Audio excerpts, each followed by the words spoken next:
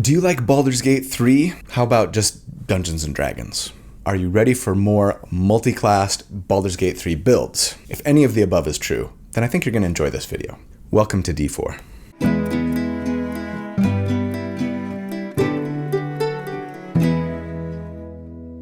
Hey everybody, so here at D4, we focus on creating characters for our favorite role-playing games. Most of the time, for me, that means Dungeons & Dragons, hence the name D&D Deep Dive D4. 4Ds. Anyway, lately there's been a healthy heaping of Baldur's Gate 3 because it's an awesome game and it's based on the D&D 5th edition rule set. Regardless, I love theory crafting about character builds. A lot of times I'll even crunch numbers about them, theory craft about them, not because I want to tell you the right way or the best way to play a character, but to explore one potential way to build a character that is both really fun and also really powerful to play. So if you enjoy creating characters for your favorite role-playing games, almost as much as you enjoy playing the actual game itself, or if you're just looking for tips or ideas on how to build something you're thinking about playing, then welcome home. This is where you belong, and I'm so glad you're here. Thanks for watching. My name's Colby. Really quick, if you'd be interested in either getting a write-up to the builds that I do so that you don't have to go back and rewatch the video or take notes, or just lending a little extra financial support to me and the channel, I'd really appreciate it if you'd consider joining as a channel member. There's a little button down there.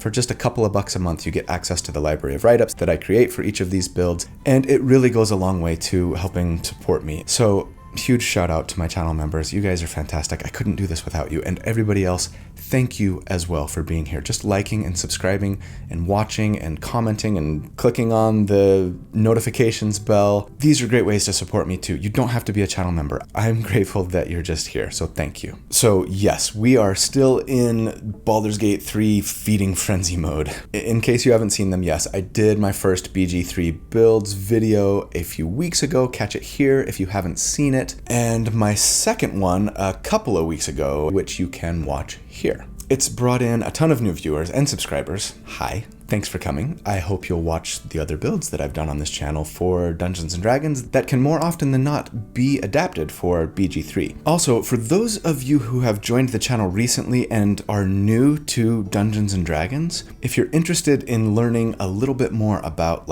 how the game works and all of the rules and things like that, check out my D&D University playlist. I'll link it there. It's a great little intro to the game, whether for you or for somebody you know who you're trying to get into the game. So if you're thinking about leaving the video game world and joining the dark side, that is tabletop role-playing, I'd recommend you check those out. Anyway, yes, I love this game. It is so fun. It gives us such a wonderful playground to try out all of these fun and crazy and powerful D&D builds. And also, I want to put this in here at the very beginning, the caveat, right? D&D is complicated. Baldur's Gate 3 is complicated. Sometimes the wiki is not very accurate. Oftentimes the little tooltip explanation you get for a spell or a feat in the game doesn't give you precise information. Sometimes it's downright misleading or wrong. What's more, I'm recording these videos more than a week before I release them typically, so especially in the world of video games, stuff gets patched. Thus, all of those things considered, I am bound to make some mistakes or forget important details or talk about a mechanic that has now been changed, etc., etc. When I'm presenting these builds, I promise I've done my best to test them as much as I can, but thanks in advance for your understanding if and when I get something wrong, because undoubtedly I will. Okay,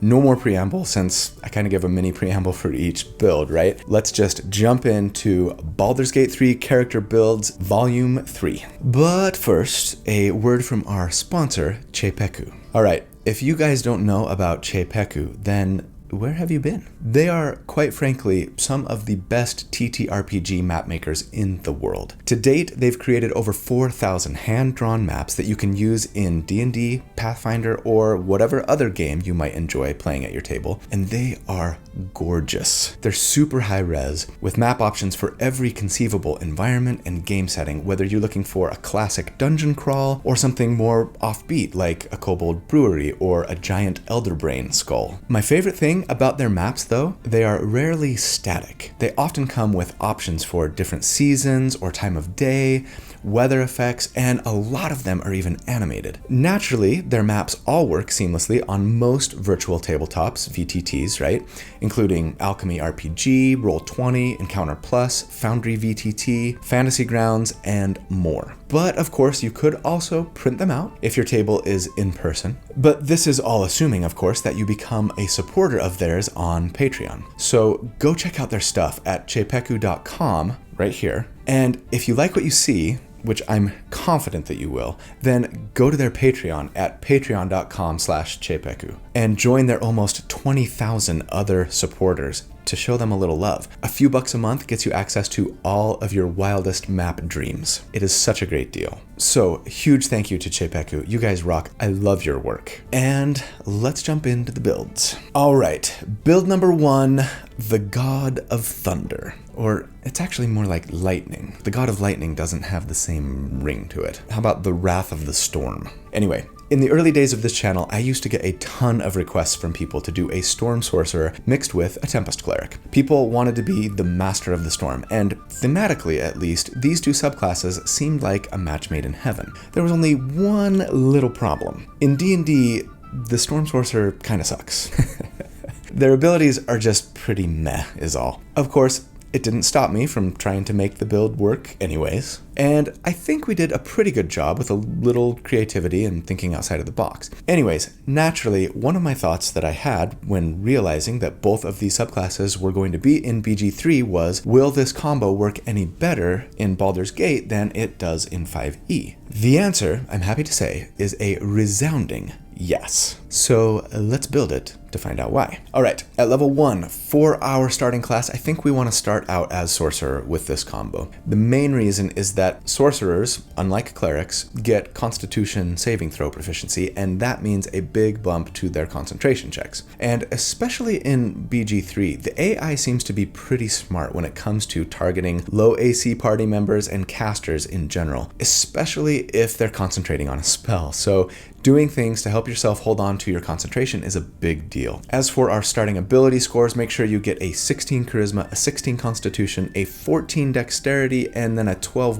Wisdom, I think, at least to give our Perception checks and Wisdom saves and Cleric stuff even a teeny bump. Otherwise, yeah, of course, Charisma for Sorcerer spellcasting is most important. Constitution, everybody wants that. 14 Dex will be good for our Dex saves, our initiative rolls, and our armor class until we can get some good heavy armor later on. As for the equipment that we're going to be taking on this character, pretty standard stuff right now anyway at level 1. Robes. We're not going to be using weapons on this character, and we don't have any armor proficiency at the moment, though that will change soon. As for our subclass, let me just say, while it is true that, like I said, Storm Sorcerer plus Tempest Cleric is a lot better in Baldur's Gate 3 than it is in D&D 5e, it's not actually because Storm Sorcerer is a ton stronger. It's mostly due to other things that we'll get into later. So yes, while it is better in BG3 than 5e, I think you would totally be fine taking Draconic Bloodline instead. You'd actually get a little more damage out of your character going this route if you wanted to. But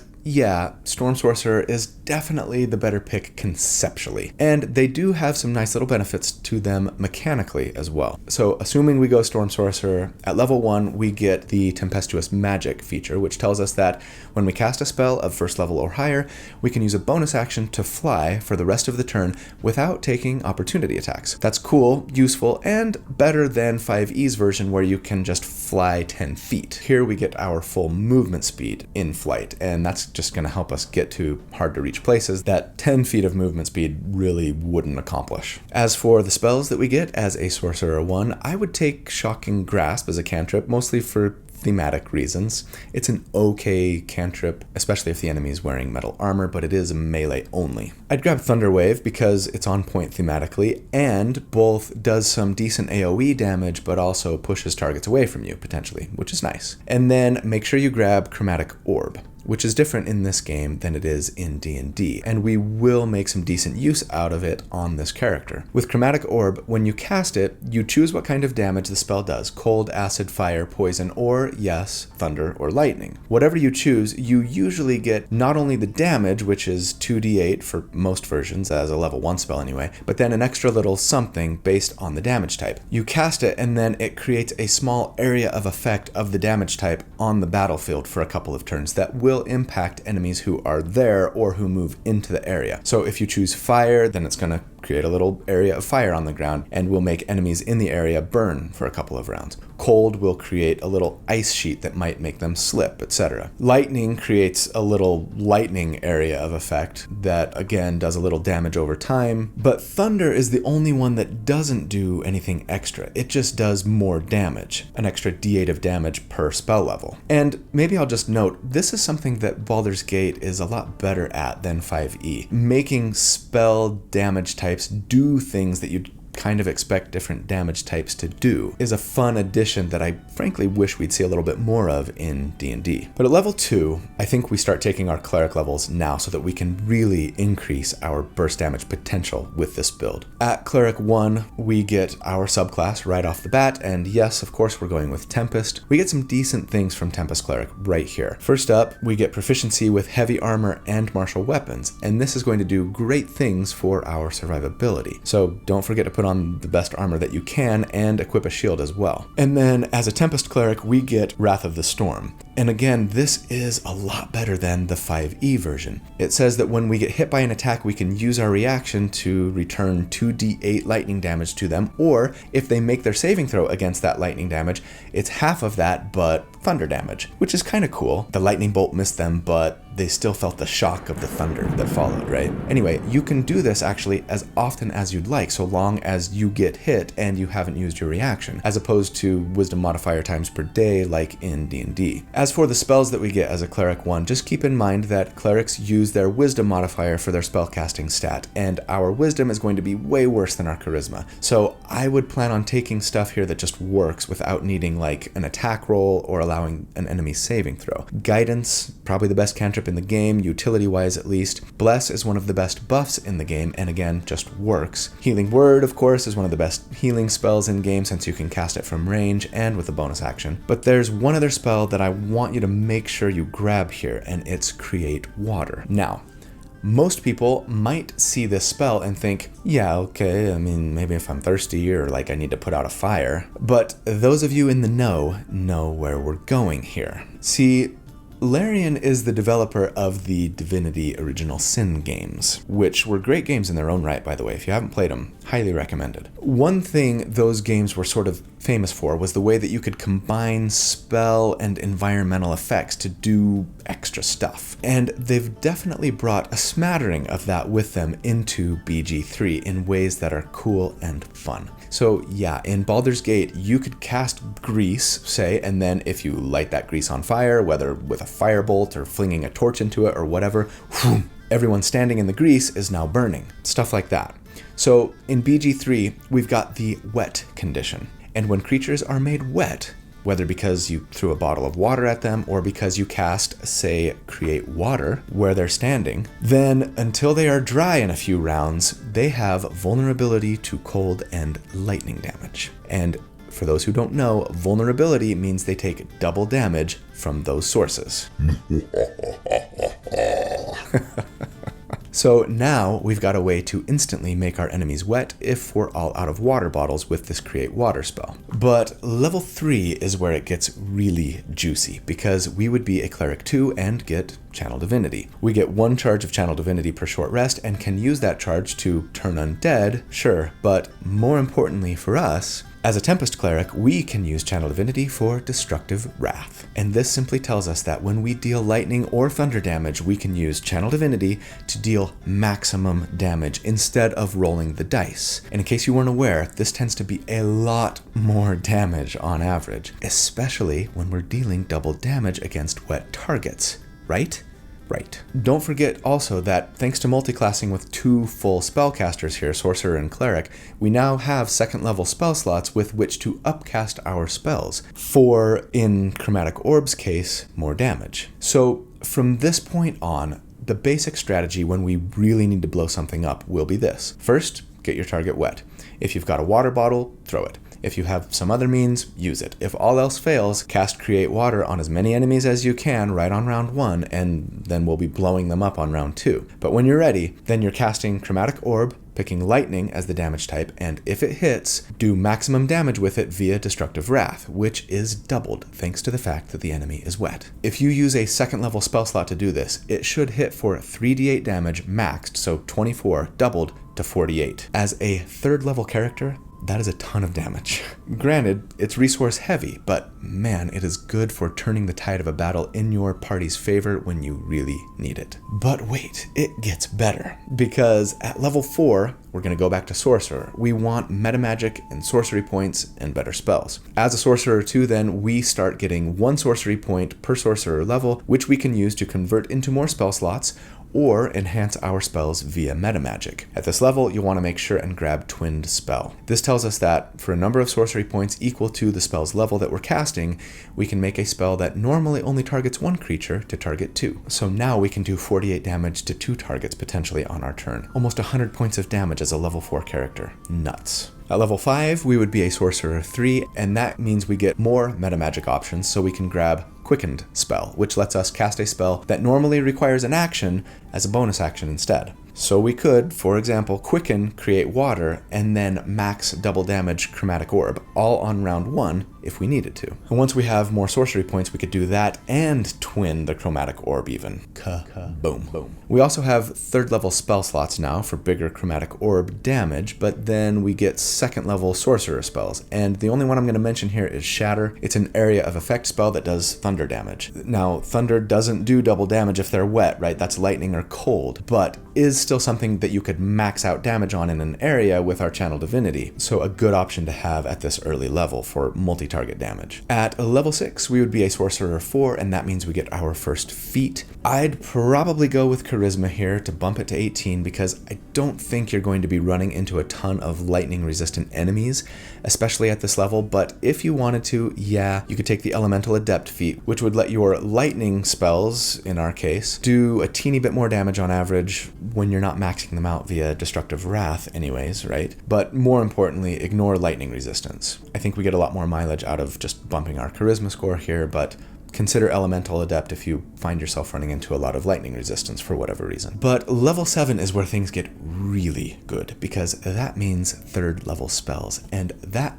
means Lightning Bolt. And Lightning Bolt does 8d6 lightning damage to multiple enemies in a line. Now, you might not be able to get more than 1 or 2 enemies with it, but even for single target damage, it outshines Chromatic Orb, unless you're twinning Chromatic Orb. But if you're twinning it, hopefully you could position yourself in such a way that you could hit the 2 enemies, or maybe more, with your Lightning Bolt, right? In which case, it's better and saves you sorcery points. Anyways, at this level, if you upcast the Lightning Bolt to use the single 4th level spell slot that you've got, thanks to multiclassing, and you maxed out that Lightning Bolt's damage with Channel Divinity, and the enemies were wet, each enemy hit by it would take 108 damage if they failed their saving throw.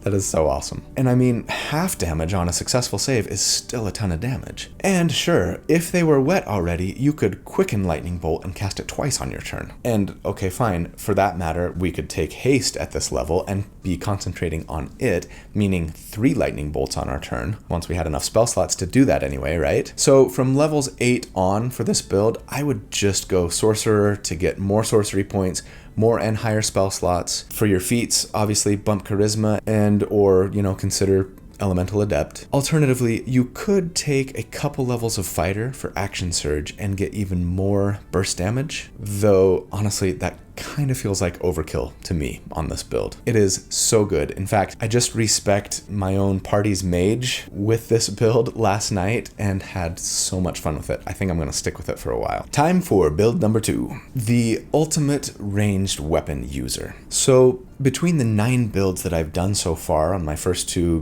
Baldur's Gate 3 videos, I have yet to do a ranged weapon using character. They're all melee and spellcasters. What gives? I don't know, honestly. There's just something about me that favors melee characters. I like to get all up in my enemy's business, I guess. I like living dangerously. High risk, high reward. Sometimes just standing far away and shooting stuff feels a little boring to me. A little easy. But I mean, hey, bow users can be cool and fun too. And sometimes you just really want to channel your inner Legolas, right? But the truth cannot be denied. Especially in Baldur's Gate 3, I think ranged weapon users are among, if not the most powerful weapon using characters in the game. Not only because it is usually easier for them to hit their targets consistently without having to dash and jump all over the battlefield, nor because it's usually easier for them to stay alive, since they can keep their enemies at bay, though both of those things do contribute to their power. The main reason that ranged weapon users fare so well here is because of 4 things. 1, hand crossbows. 2, the sharpshooter feat. 3, the fact that you can get a bonus to your hit chance if you get the high ground on an enemy, something that doesn't exist in D&D. And 4, the way Larian at the moment has kind of broken the way some things work in their game, at least at the time that I'm recording this. So let's jump into the nitty-gritty. At level 1, for our ranged weapon user, I think we've got 2 routes that we can go for our main class, and both would work well. Of course, you could go Ranger. You're a ranged weapon user. Most people probably think Ranger there, right? Well, I mean, they have the important fighting style, and they get spells, which could help us out quite a bit, no question. Especially in the utility and support categories. If you wanted to do a Ranger on this build, go for it. No regrets. I'd probably go Gloomstalker, but I think the fighter is just a little more powerful for our purposes. We'll get into why a little bit later. Assuming we go fighter, for ability scores, make sure you take a 16 dexterity, a 16 constitution, a 14 wisdom. Pretty self-explanatory as to why, I think, but let me know if you have questions. As for equipment, we're going to want to start with the best medium armor we can get for now, and then as soon as we can, we'll want to get 2 hand crossbows. You'll have to do a little digging. Check the vendors. You can probably Google like where to find hand crossbows in BG3 and get some great tips.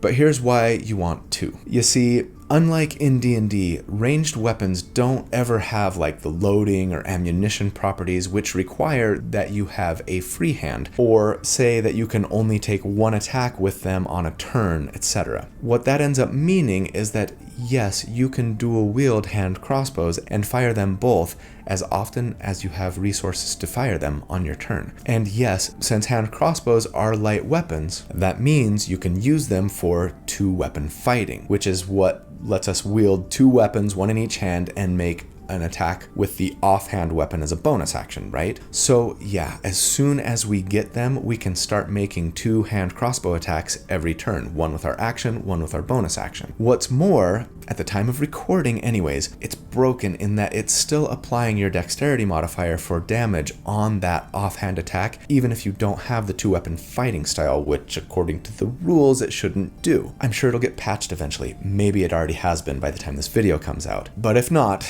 it's really powerful, and it only gets better. Anyway, as a fighter at level 1, we get second wind for a nice little self-heal, and then we get a fighting style, and yeah, we get access to the best fighting style in the game, archery. Archery is so good because it gives you a +2 to hit with ranged weapons, as opposed to other fighting styles which just add a little damage to the hit you make. In this game, increasing your chance to hit by 2 is way stronger than increasing the damage you do when you hit by 2, thanks to all the ways we already have to add damage to our hits, right? So at level 2, we're going to start taking rogue levels for the same reasons that we left Ranger behind early on in the Blender 2-weapon using melee build that I did for the last BG3 video, which we'll get into in a second. And yes, you could totally start rogue with this build if you wanted to get a jump on your scouty, lockpicky skills instead of getting the fighting style and armor proficiencies from fighter. But at Rogue 1, we get expertise, which lets us double our proficiency bonus in 2 skills, and as usual, I'd take perception and sleight of hand personally if we wanted to be the best rogue we could be. And then we get sneak attack here as well, which tells us that when we make an attack with advantage or against an enemy that's standing within 5 feet of an ally of ours, and we're making that attack with either a ranged or a finesse weapon,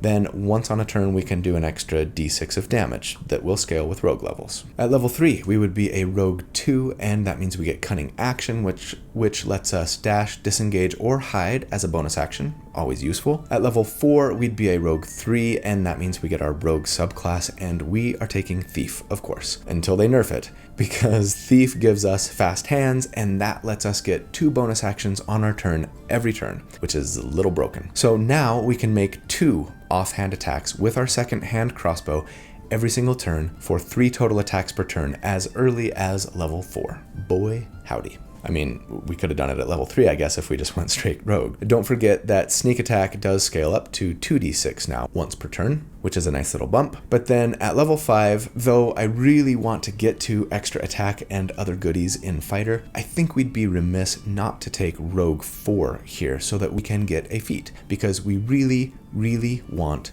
Sharpshooter. This is one of the most powerful feats in the game, letting us, if we so choose, take a -5 to hit penalty on attacks with ranged weapons to do an extra 10 damage if we hit. And this is a perfect example of why +2 to hit is so much better than +2 to damage when it comes to fighting styles, right? Oh, also, the feat doesn't impose a penalty to our hit chance when we're attacking from low ground. Anyway, at level 6, with that feat secured, yes, it's time to get back to fighter levels, which means we would be a fighter 2, and we get action surge so that once per short rest, we can take 2 actions on our turn instead of 1 to just keep sticking pins in our pin cushion of an enemy. At level 7, we would be a fighter 3, and that means we get our fighter subclass, and we are going to go with Battlemaster for one main reason. So Battlemasters get 4 superiority dice per short rest. They're d8s, and they can be used typically to enhance our attacks or aid an ally in some way via maneuvers. I've said this before, think of those superiority dice like spell slots, but for fighters, and they reset on a short rest. But we get to choose 3 maneuvers from a nice list, and I want to highlight 2. First up,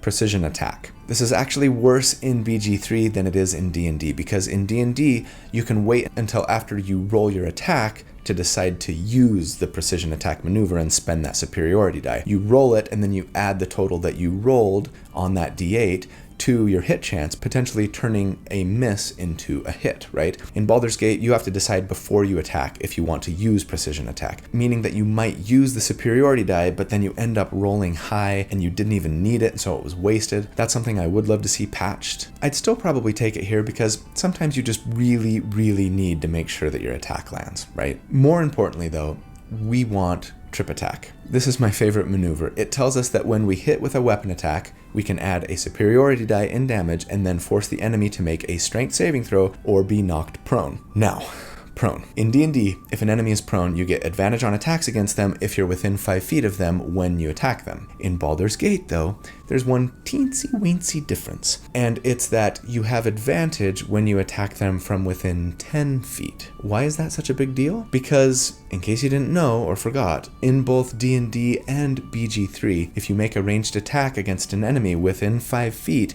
you have disadvantage. So that disadvantage plus the advantage that you got from them being prone would cancel each other out, right? But in BG3, you should be able to shoot them with a trip attack. It doesn't have to be a melee weapon attack. It works on ranged. Knock them prone and then run up to within 6 to 9 feet of them and just fill them full of lead while they're down.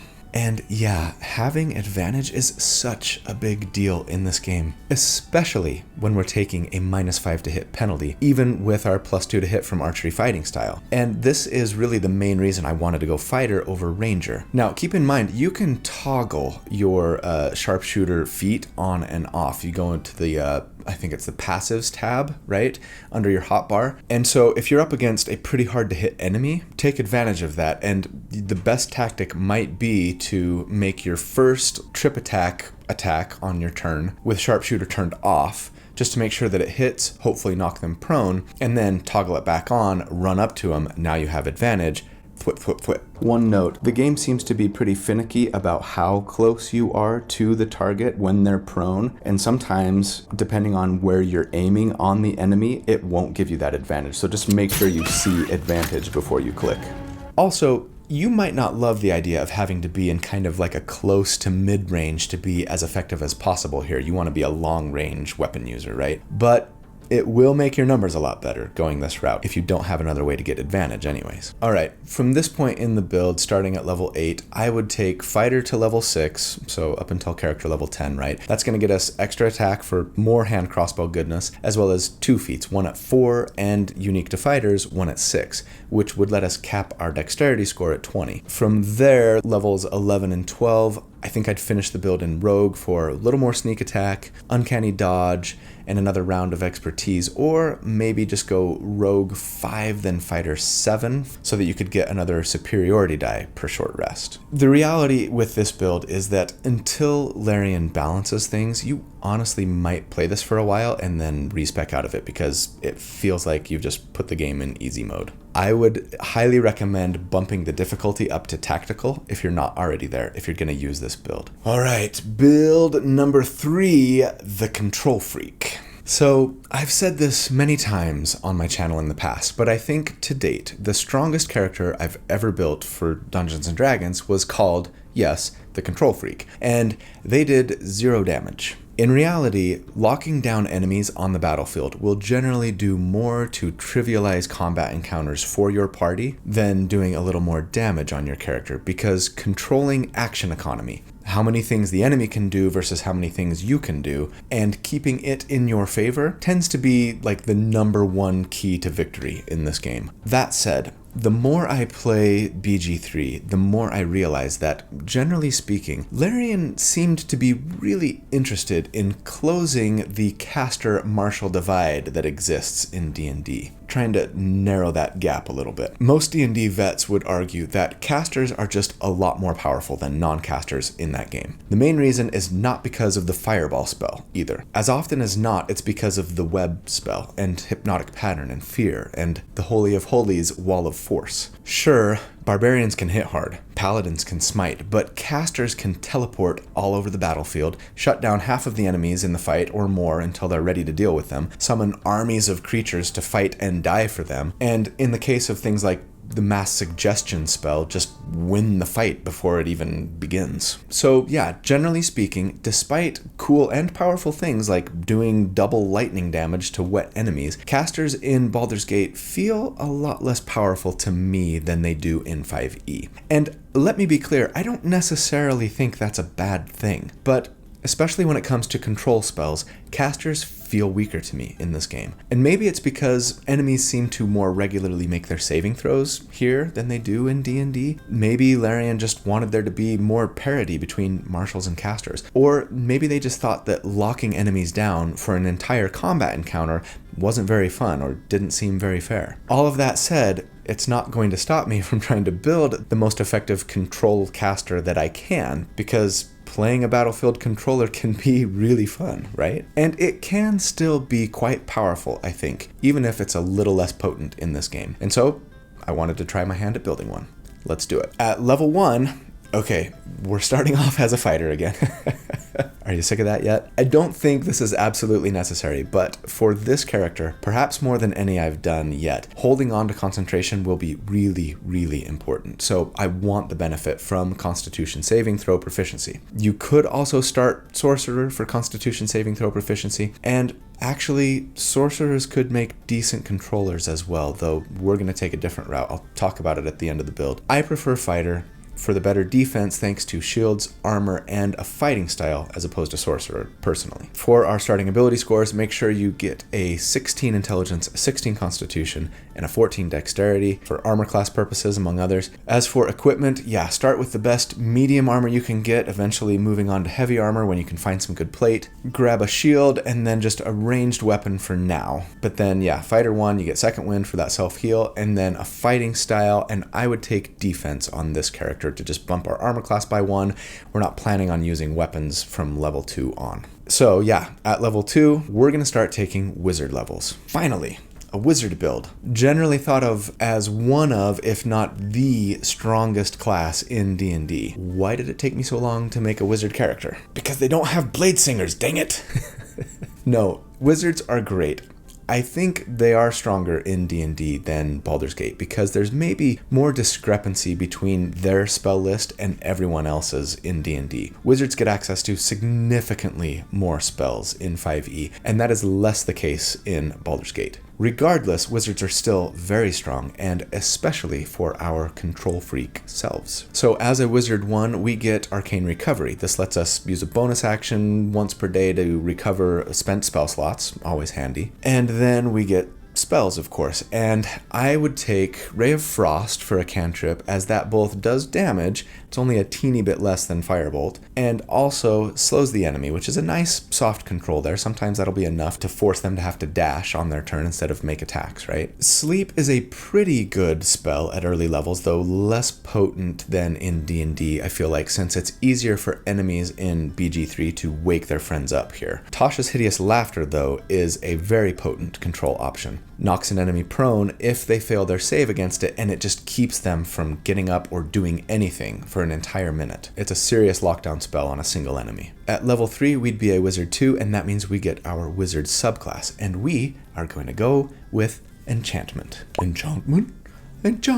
Dragon Age. Yes, Enchanter Wizards are my favorite controllers for one main reason, and that's for the Hypnotic Gaze ability that they get at this level. With Hypnotic Gaze, you use your action to totally incapacitate a single enemy. It only lasts for 2 rounds, but you can use your action every round to maintain the hypnosis. So now, yes, you could be totally locking down 2 enemies on the battlefield. One with your concentration, thanks to Tasha's Hideous Laughter, and one with this, which does not require our concentration. Now, unfortunately, it is a lot weaker in BG3 than D&D because you can only use Hypnotic Gaze on 1 target per long rest. Again, I'm not really sure why Larian hates control so much, but whatever. It's still a strong feature, even if it just means using your action every single turn to keep an enemy hypnotized. But yeah, due to the once per long rest limit, you might find yourself taking more long rests on this character than other builds, I guess. At level 4, we would be a Wizard 3, and that means we get 2nd level wizard spells. For control purposes, I would focus on Web, which can restrain multiple enemies on the battlefield. They can still do things when they're restrained, but attacks that they make are at disadvantage, and attacks against them are made with advantage, and they can't move until they get out of the web. So depending on the situation, probably a better control option for our concentration here than Hideous Laughter if you could get 2 or more enemies in that web. On the other hand, if you're fighting humanoids, you've got Hold Person, which is better single target control than Tasha's, because it will paralyze an enemy, meaning that they can't do anything, and all attacks against them not only have advantage, but are automatic critical hits if they land, so long as the attack is made from within 10 feet.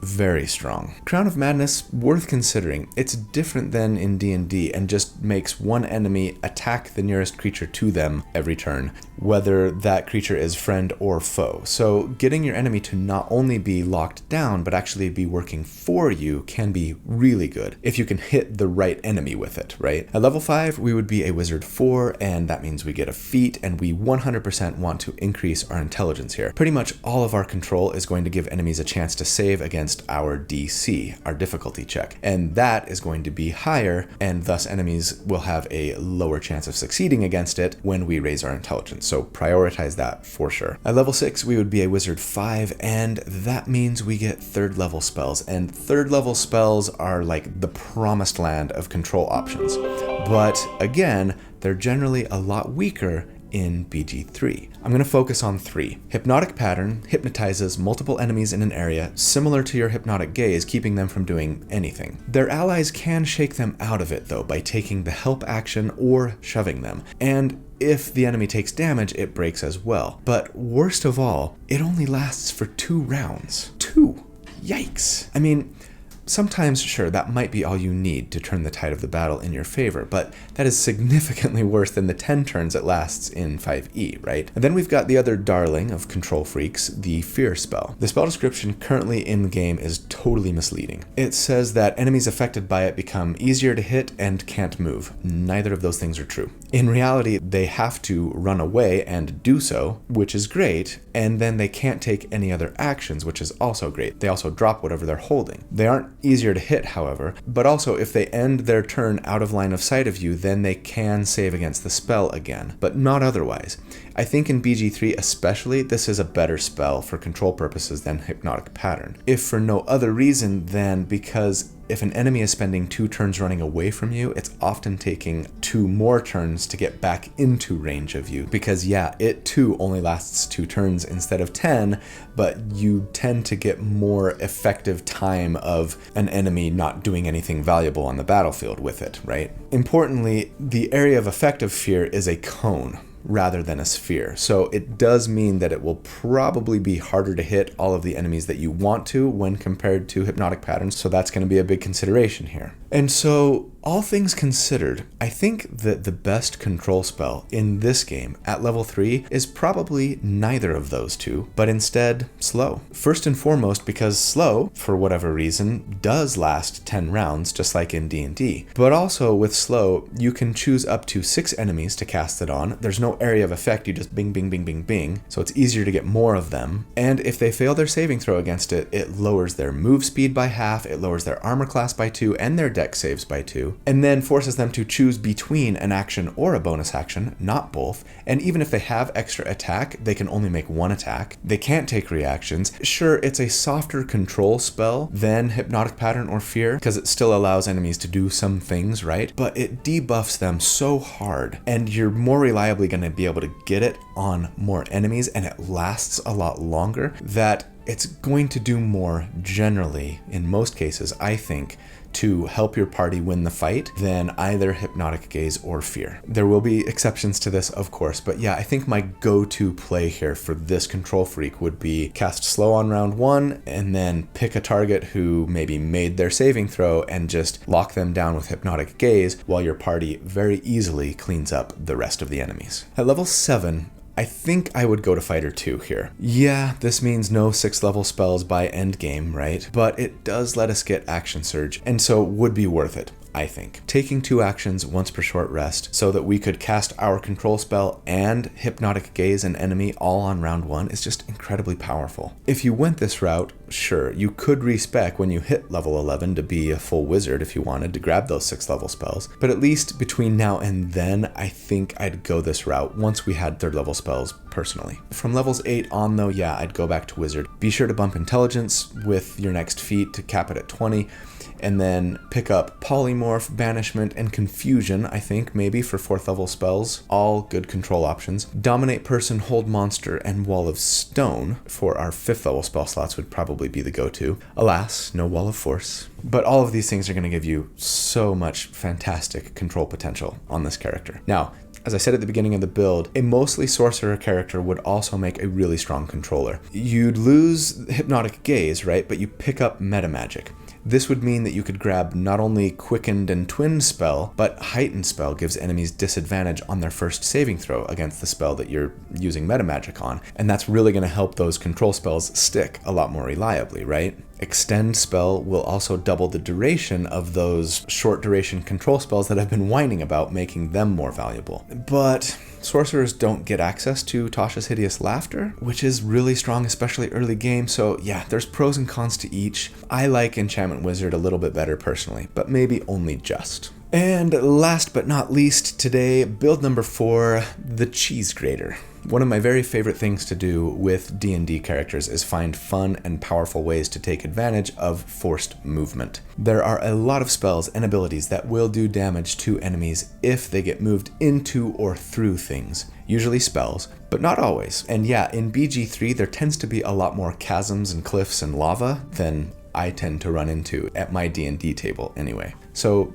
pushing bad guys is really strong in BG3. But yeah, I think the most potent D&D build in this vein that I ever did was this Warlock Cheese Grater from a couple of years ago. I don't think I have any more cards to link to it, but that's what the thumbnail looks like. But if we wanted to recreate the concept for BG3, we've got to do it a bit differently. Namely, by getting some Druid levels. But the nice thing about getting Druid levels is that we pick up some additional survivability, support, and utility. So I think it works well to make a character this way who is versatile, incredibly powerful, and above all, fun. So at level 1, to truly grate the cheese that is our enemy as effectively as possible, we want to start Warlock with this character, I think. For your ability scores, make sure that you have a 16 in Charisma, a 16 in Constitution, and a 14 Dexterity, with the 12 Wisdom for saving throws and to increase our Druid effectiveness a little bit. For starting equipment, we're going to be a full spellcaster on this character, no worries about specific weapons or anything like that, so just get the best armor that you can. And then at level 1, Warlocks get their subclass. And any subclass I think would really work, but my favorite for this build is probably the Great Old One. At level 1, Great Old One Warlocks, or Gulaks as we affectionately call them, get Mortal Reminder, which says that when we get a critical hit on an enemy, then they and any nearby enemies are frightened until the end of their next turn, meaning they have disadvantage on attacks and ability checks and can't move. Very strong debuff. Best part is they don't get to save against that frightened condition. If you crit, they're frightened. As for the spells that we get at Warlock 1, we want Eldritch Blast first and foremost, and I'd probably grab Armor of Agathis for a little extra survivability primarily, and sure, go ahead and use Hex until you've got something better to concentrate on for a little bit of extra damage on those Eldritch Blasts that you're going to be making. At level 2, Warlocks get Eldritch Invocations, and there are two more important than anything for us. Agonizing Blast, which adds our Charisma modifier to each attack of our Eldritch Blast, and again, later on when Eldritch Blast scales and starts hitting with 2 and 3 beams, we're going to add our Charisma modifier to each one of those beams, right? But then also Repelling Blast, which pushes our enemy 10 feet away from us when we hit them with Eldritch Blast. Now, one thing to note, in D&D, you can push an enemy up to 10 feet every time you hit them with a beam of Eldritch Blast. So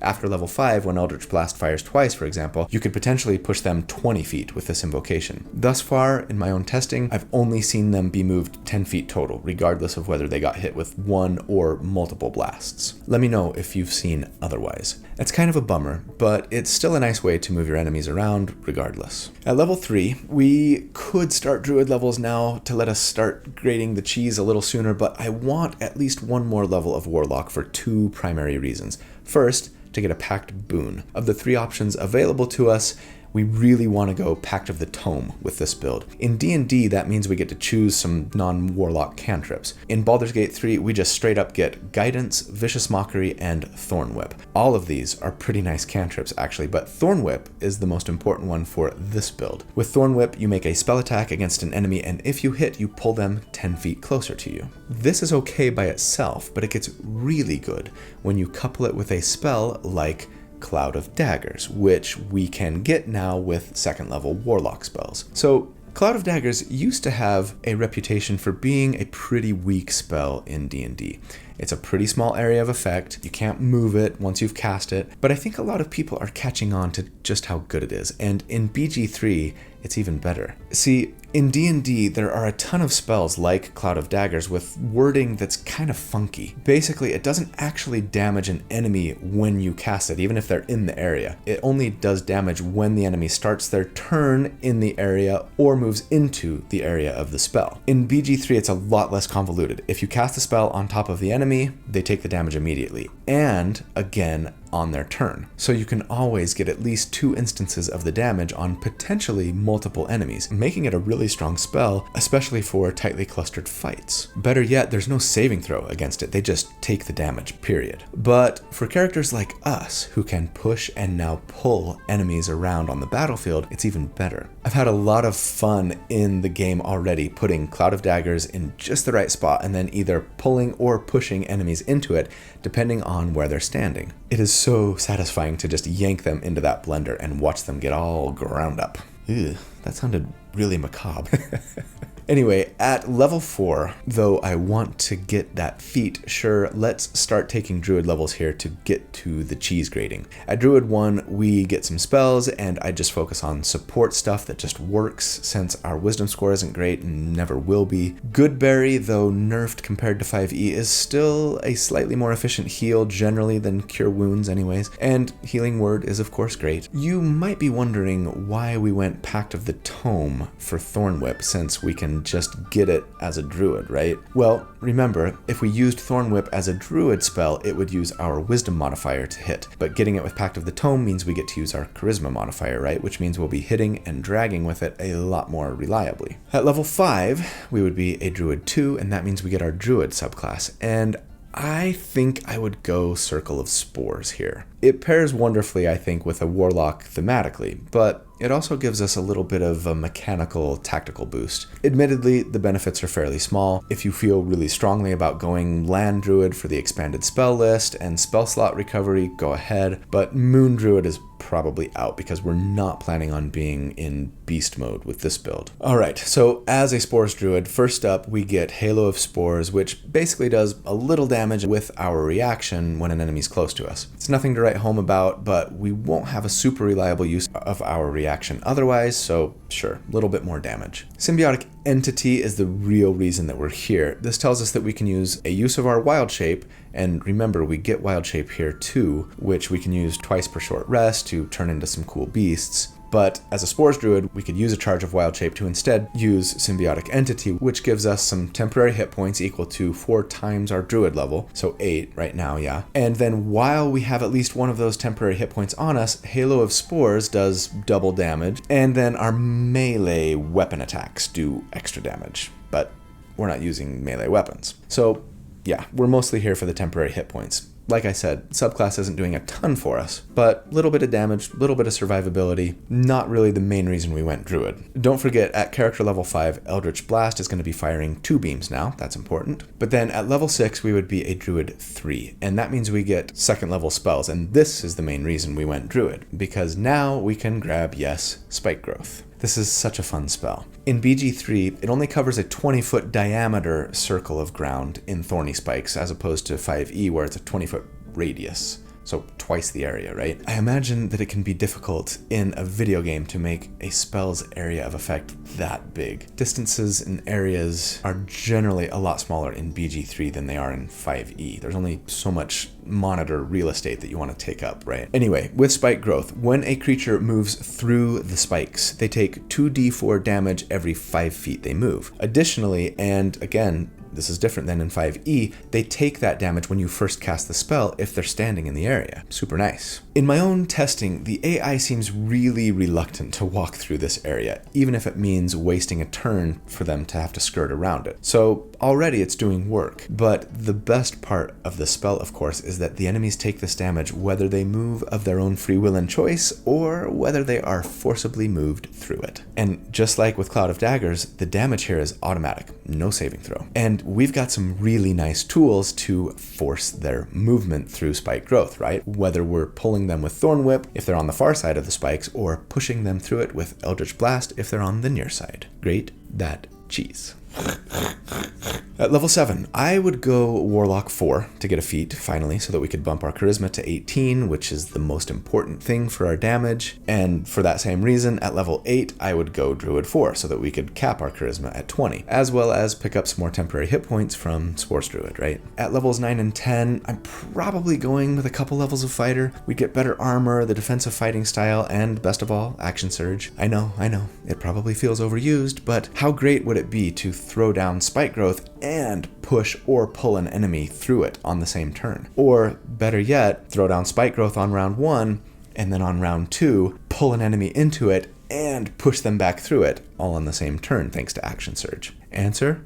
So great. And yeah, if you're gonna do this and take some fighter levels, I'd probably respec so that I could be a fighter 1 for that constitution and concentration saving throw proficiency and heavy armor proficiency, right? For the last 2 levels of the build, I'd either go fighter 4 for a fighter subclass, maybe just champion for extra crit range, which yes, would apply to Eldritch Blast and Thorn Whip. We'd also get another feat with fighter 4, or maybe just go Warlock 6 for 3rd level spells and more invocations. As well as the Entropic Ward feature from Great Old One Warlocks, which is actually the main reason I wanted to go Gulok in the first place. It's pretty nice. It lets us use our reaction to impose disadvantage on an attack made against us, and then if the attack misses, we have advantage on our next attack. So just really ensuring that our Eldritch Blast or Thorn Whip land, right? It's probably the route I would go. But anyway, those are the builds for the week. I hope you guys enjoyed them. I hope you have fun playing with them in your game. I hope you know I love you guys. Thank you so much for all that you do for me, for this channel. I hope that you have a great day and a fantastic week. And if you don't, well, I hope you hang in there. I hope that you'll be kind and stay safe, and that I see you again very soon. But until then, take care.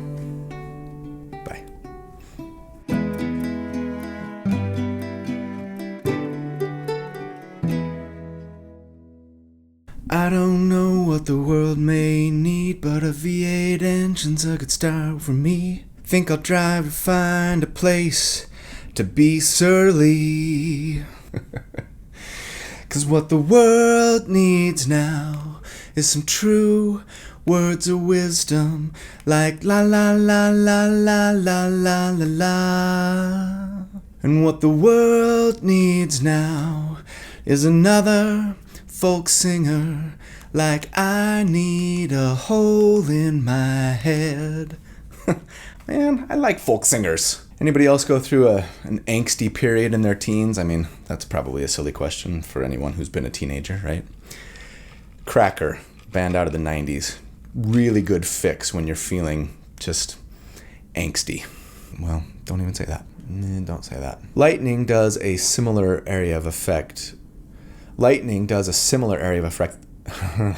Wow. Let's make sure, actually, that works like I think it does. And sometimes you just really want to channel your inner...